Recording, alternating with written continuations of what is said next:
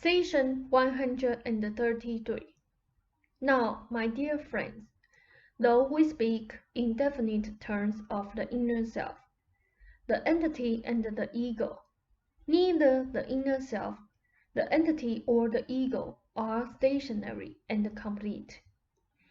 We freeze them, so to speak, in order that we might hold them within our grasp. But we cannot, nor is there a time, as such, when they will be completed or finished. They are forever in motion.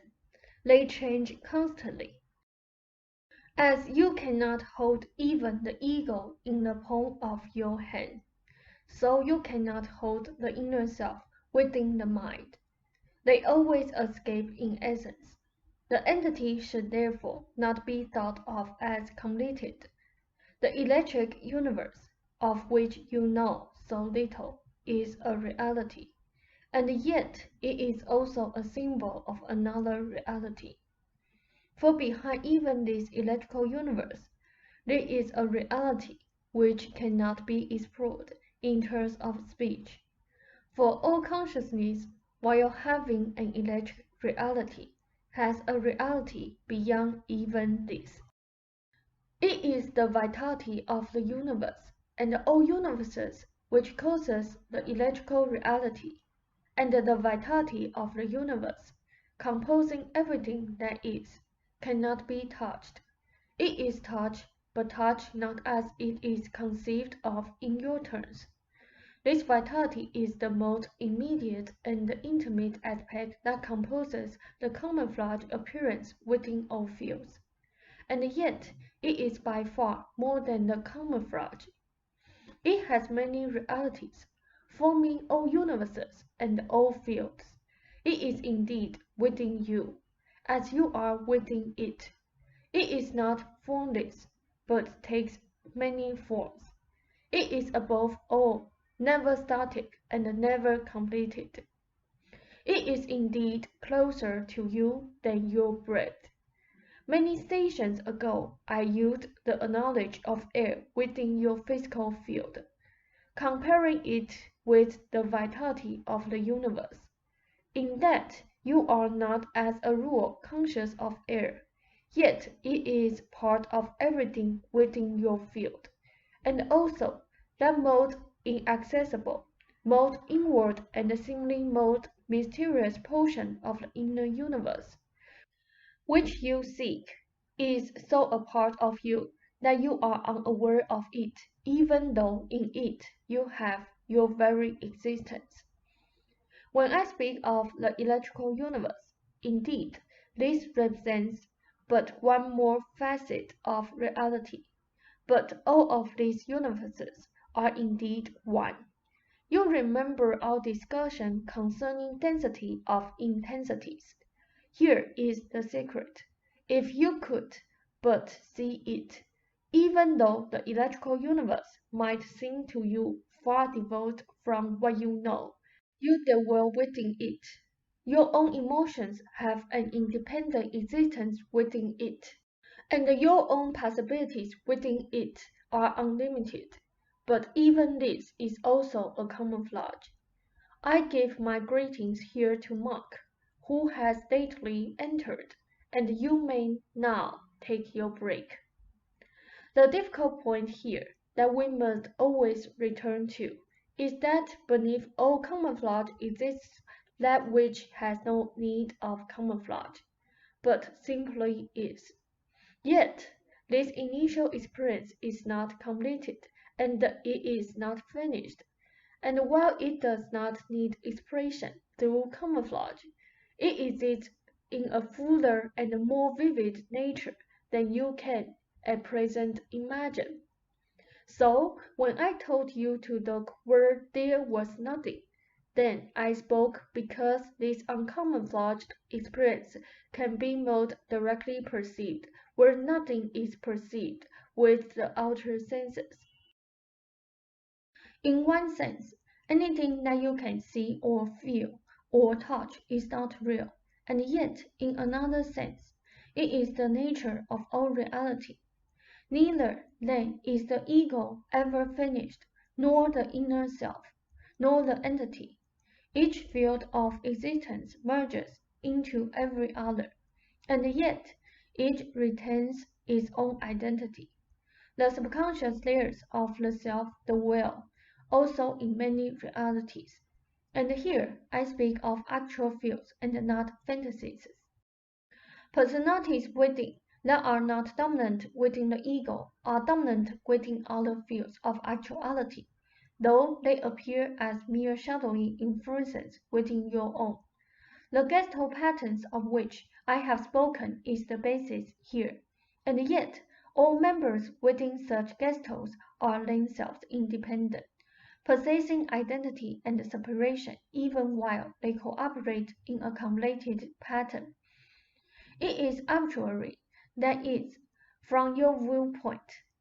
You arbitrarily choose certain portions of reality and call them units, marking them off, but your divisions do not affect the nature of these gestalts. As my discussion speaks of separate universes without affecting the nature of any universe one whit. The idea that I want to portray is a difficult one, for as you know, everything that is conscious, and everything that is also self-conscious in degree according to its abilities, and everything that is, therefore, contains identity and separation, even while it is part of a large and complicated gestalt. No identities are blurred. But it makes no difference to the identities where you or mankind happens to draw a line, saying, here we have A, and here we have B. A small frog, for example, may be more likely seen not as a frog isolated, but as one part of the pond in which he lives, and the pond part of the forest in which it lies, and the forest part of the earth, and the earth itself part of the universe, which is part of another universe.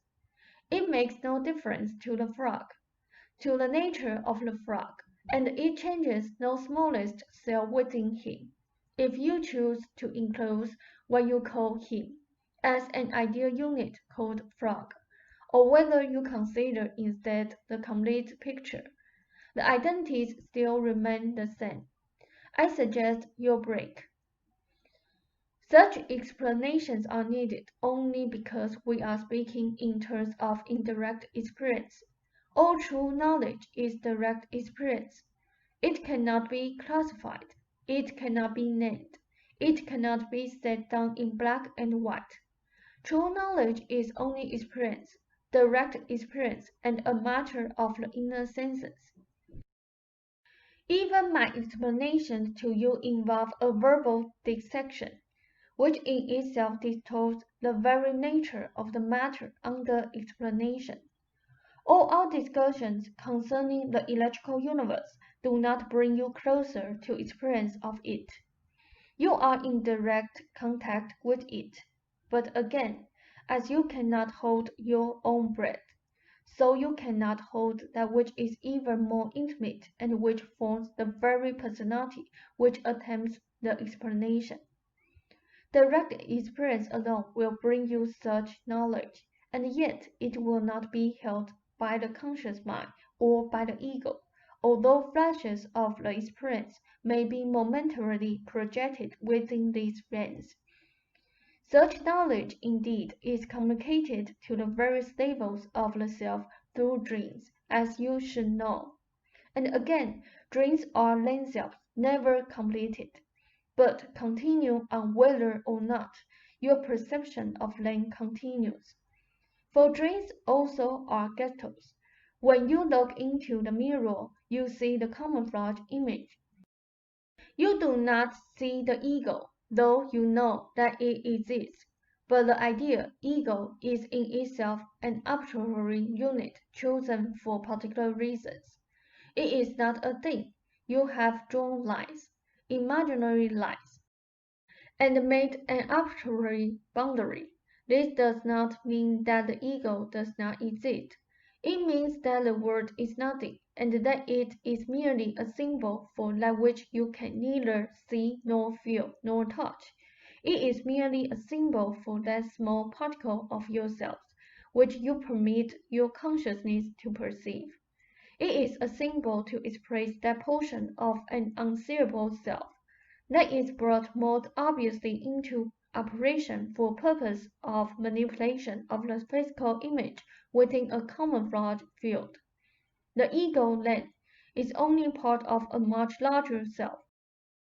But because consciously you do not perceive the whole self, you arbitrarily make a unit from a truly indivisible identity, and call this the I. This designation, this classification in no way affects the nature of that indivisible self. It merely affects your own conscious attitudes. You succeed in cutting off, in theory, one portion of the self from the whole self. This duality then affects your own perception in a most diverse fashion.